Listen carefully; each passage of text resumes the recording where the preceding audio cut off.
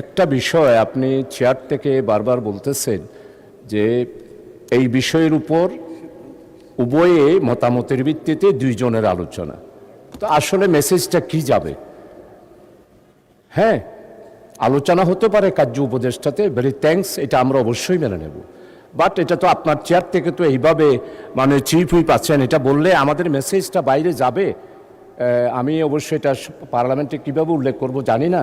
তো এটা কি মেসেজ যাচ্ছে? এই জন্য আমার মনে হয় আপনার পক্ষ থেকে রুলিং দিয়া না বলে এই প্রস্তাবটা উত্থাপন করার জন্য মাননীয় উত্থাপন করেছেন, ছাঁটাই প্রস্তাবে এই দুইজন আলোচনা করতেছেন, এইভাবে হলে মোটামুটি হয়।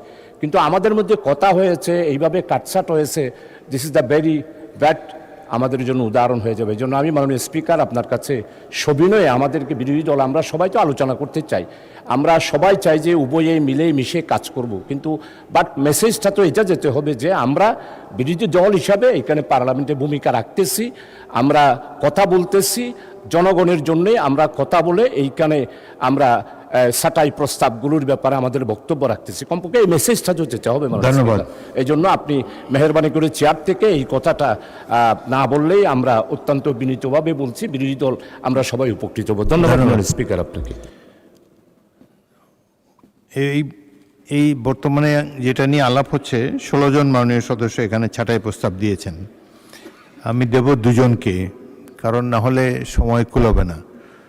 এখানে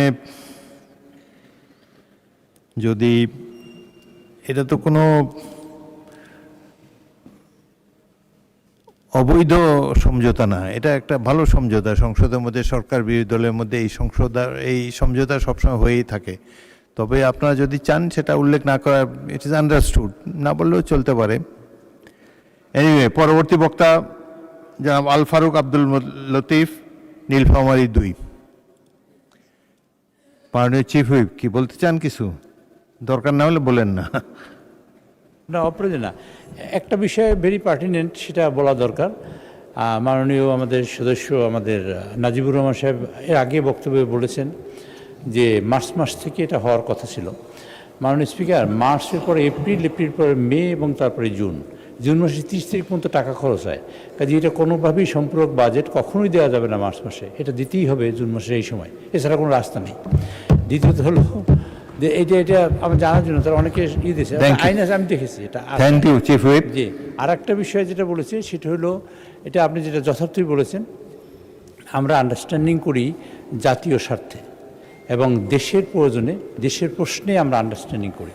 যখন আন্ডারস্ট্যান্ডিং করা দরকার হয়, মাননীয় বিরোধী দলের নেতা যখন বলেছেন বিদ্যুতের দাম মানে তেলের ব্যাপারে, আমরা মেনে নিয়েছি এবং সেটা সমঝোতা হয়েছে এবং আমরা এখানে যে স্বাক্ষর রেখেছি তাতে বিরাট লাইন বন্ধ হয়ে গেছে এবং তেলের সমস্যার সমাধান হয়েছে।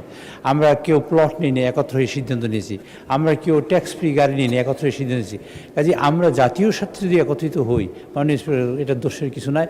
এবং আমি বলি, এটা যদি জাতি জানে, জাতি খুশি হবে, জাতি খুশি হবে, দুঃখ পাওয়া আসছে। আর এটা সাধারণত হয়ে থাকে, জাতি খুশি হবে।